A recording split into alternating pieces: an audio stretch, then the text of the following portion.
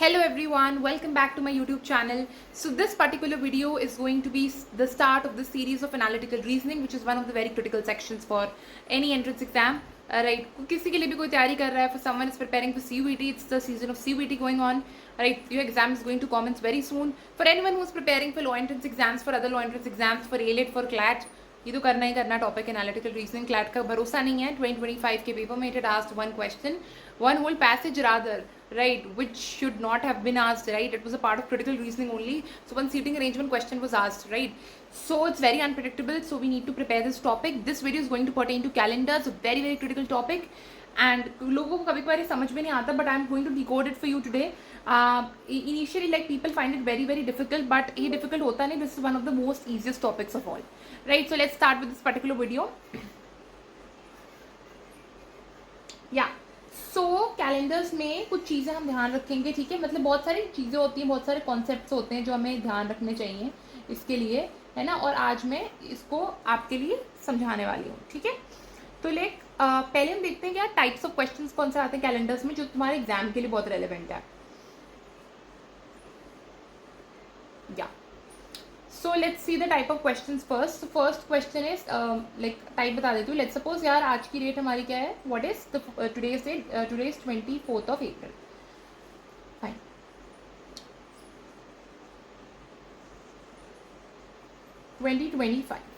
ठीक है. आज का डे पूछ लेंगे तुमसे. This is the favorite question that they ask. आज का डे क्या है, ठीक है. तो डे में you need to understand because we need to calculate things, ठीक है. ये क्वेश्चन पूछ लेंगे. They'll ask this question that if today is 24th of April, ठीक है, तो आपका मान लो 24th जुलाई को या फिर इनफैक्ट 27 जुलाई को कौन सा डे होगा. They're going to ask this particular one. Okay. मैं ऐसे इसलिए बोल रही हूँ क्योंकि ये वाले क्वेश्चन को अगर आप बहुत ध्यान से देखोगे ना, 24th अप्रैल 24th जुलाई वाले में ना, you are not dealing with year at all. तो ईयर का गेम ही नहीं खेलना, हमको सिर्फ मंथ्स और डेज का गेम खेलना है. और ये गेम अगर हम समझ लेंगे तो बहुत ईजी हो जाएगा. एक और चीज़ मैं कोट करके बोल रही हूँ, यूट्यूब पर you going to find lot many videos based on short tricks for calendars, for clocks, for what not. बहुत कुछ होती हैं. मैं बहुत रेलिवेंट बताऊंगी, बहुत ट्राइड एंड टेस्टेड है, क्योंकि वो शॉर्ट ट्रिक्स कभी कभार नहीं चलती हैं एग्जाम में. ये प्लीज़ बात ध्यान रखना. मतलब मेरे को बोलते हुए बुरा लग रहा है इनफैक्ट, बट कभी कभार वो शॉर्ट ट्रिक्स नहीं काम करती हैं, ठीक है. एंड फिर ना क्या होता है, बच्चों का ना मूड खराब हो जाता है कि ऐसा क्यों हुआ हमारे साथ, क्योंकि वो काम करनी चाहिए रादर, बट वो करती नहीं है और क्वेश्चन गलत हो जाते हैं और मार्क्स तुम स्ट्रेट अवे लूज कर दोगे. सीयूईटी के बारे में बात करूँ, एक क्वेश्चन 5 मार्क्स का, तो जनरल टेस्ट का इंपॉर्टेंट पार्ट है. I hope you must have registered for general test. Very very critical part for you to open up your opportunities to dream college. Okay. तो थर्ड क्वेश्चन आ सकता है. आज की डेट लेकर मैं तुम्हें रेफरेंस करके बताती हूँ. 24th ऑफ अप्रैल है, 97 डेज बाद कौन सा डे आएगा, ठीक है.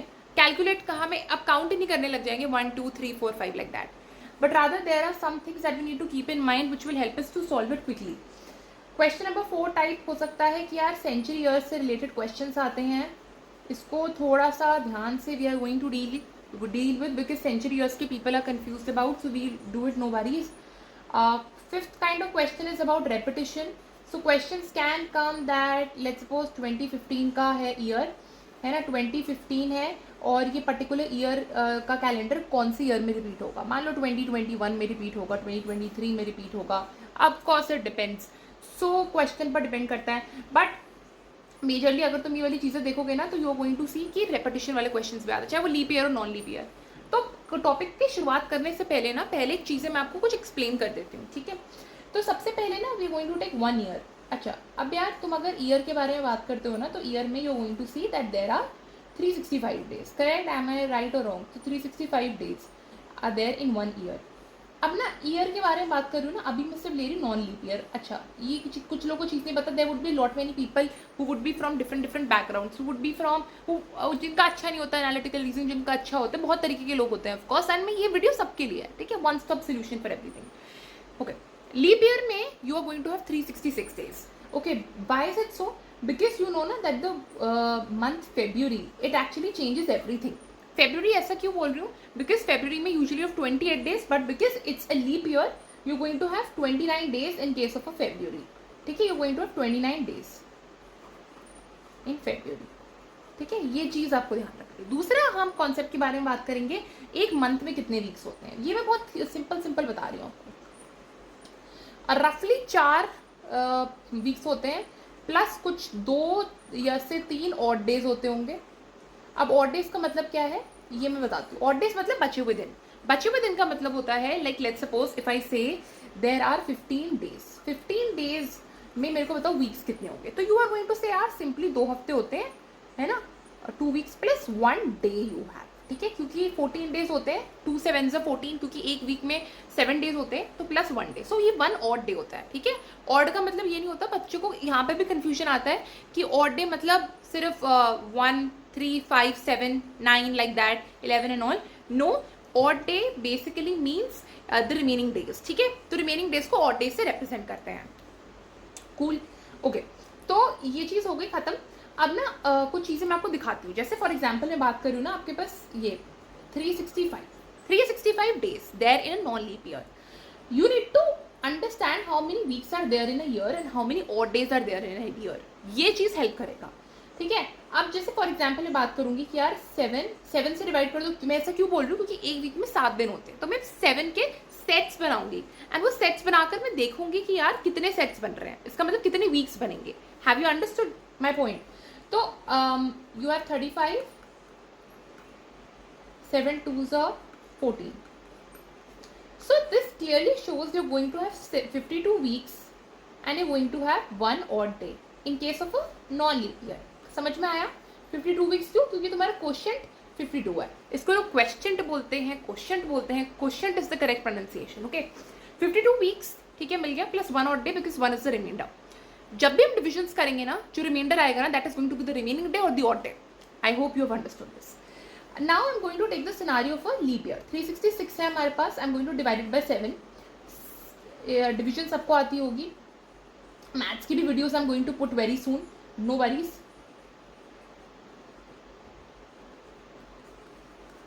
Okay, so you're going to have 2 odd days. Okay, 2 odd days you're going to have. तो इस पर्टिकुलर चीज में this means you're going to have 52 weeks and 2 odd days. समझ में आया? अब बस ये चीज बस समझ में आ जाए कि your whole game would be sorted. अब देख क्या, अब आगे क्या करना है। अब आगे एक चीज हम समझते हैं, जैसे हम ये ले लेते हैं, ईयर के मंथ से ले लेते हैं। ठीक है, वी हैव जनवरी, है ना, I think I should bold this up a bit.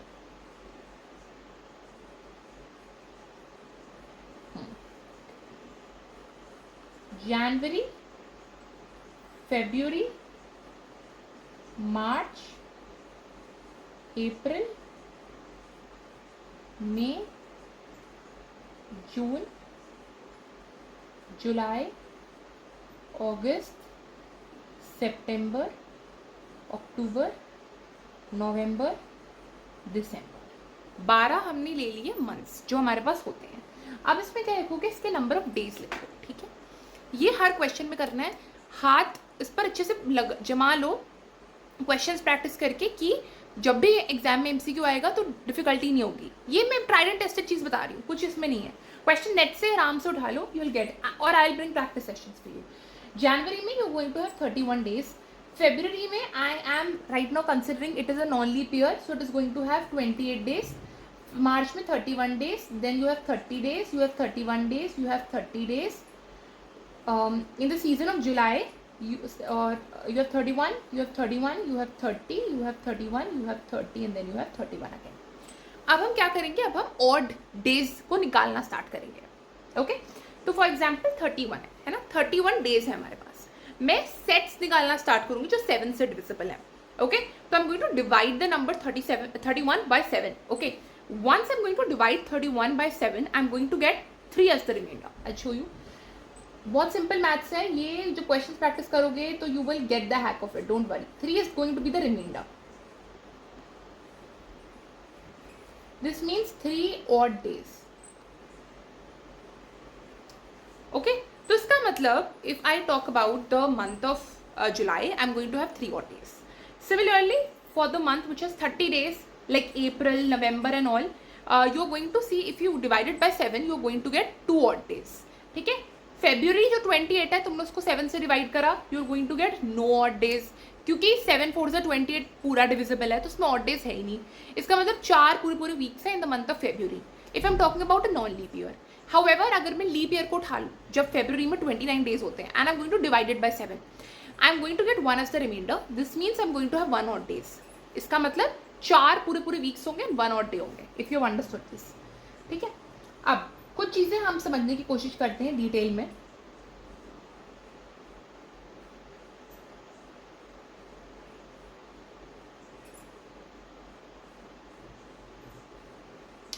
जैसे फॉर एग्जाम्पल व्हेन आई से 100 ईयर्स, देखो मैं ना अब चीज़ें में फ़र्क समझना स्टार्ट करेंगे। अब हम समझेंगे कि यार ये पर्टिकुलर ईयर लीप ईयर कैसे होता है।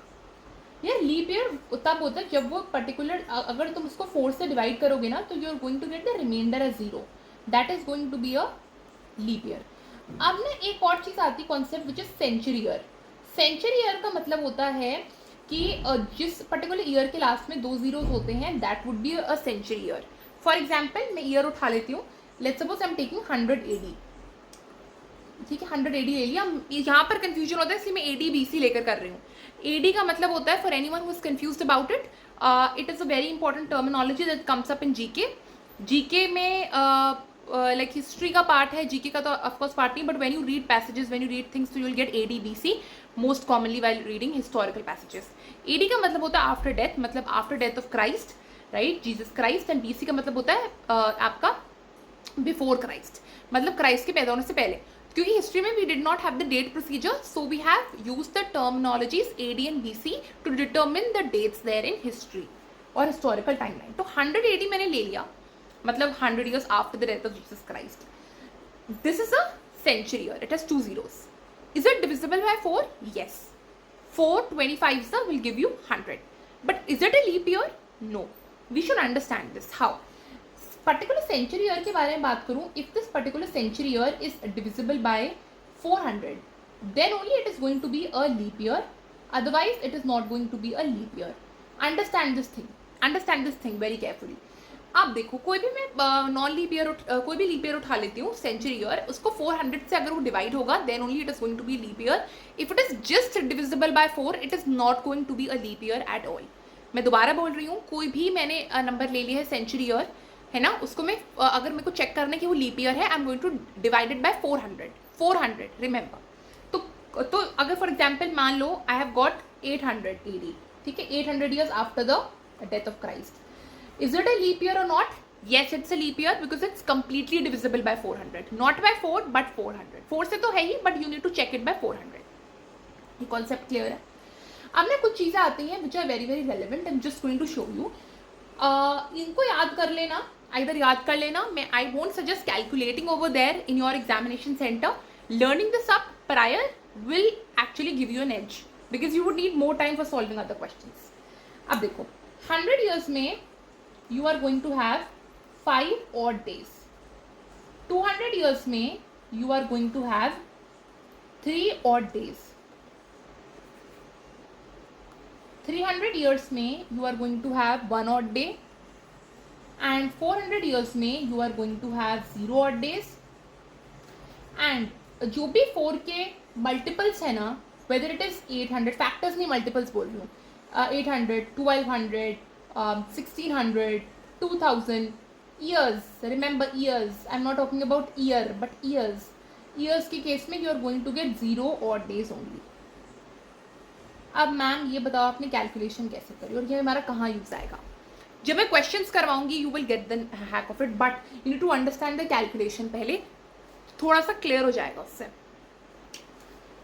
100 मैंने ले लिया है ईयर्स, ठीक है, I am going to divide it by 4। The very first thing that you need to check कि जो 100 साल में लीप ईयर कितने हैं, ठीक है। एक बार जब 4 से हम उसको डिवाइड कर देंगे, we will get to know the number of leap years within 100 years, okay. So I am going to divide it by 4 and I am going to see that I am going to get 25, ठीक है। इसका मतलब क्या है, 25 leap years है, correct. अगर ऐसा सोच रहे हो तो गलत सोच रहे हो। तो अब देखो क्या बोल रही हूँ मैं, 100 नंबर्स 100 डिवाइडेड बाय 4, इसका मतलब है 25 नंबर्स ऐसे हैं जो कंप्लीटली डिविजिबल बाय 4 है, बट उसमें 100 भी तो है ना। अगर मैं बोल रही हूँ शुरुआत के 100 साल, तो शुरुआत के 100 साल में हम considering 1 2 3 4 5 so on 86 85 98 and then 100 till 100. It also includes 100. However, if we want to check whether 100 is a leap year or not, what we are actually doing, we need to divide it by 400. When we'll divide it by 400, we see that 100 is not at all a leap year. Correct? तो अब इसको एक minus कर देंगे 25 में से, because 25 में ना ऑलरेडी 100 इंक्लूडेड है. I am going to subtract it, I am going to get 24, right, and remaining numbers is 76. तो 76 नॉन लीप ईयर्स आ जाते हैं and 24 you are going to get leap year. हमने अभी अभी पढ़ा है जस्ट अभी कुछ मिनट्स पहले कि एक पर्टिकुलर लीप ईयर में हमारे पास कितने ऑड डेज होते हैं, 52 weeks plus 2 odd days, and एक नॉन लीप ईयर में 52 वीक्स प्लस 1 ऑड डे. इसका मतलब 24 लीप ईयर्स में we are going to have 24 into 2 which will give me 48 odd days. Make sense? 76 non leap years में एक odd day होता है, that is 52 weeks plus 1 odd day, तो it is just going to be 76 because 76 into 1. Okay?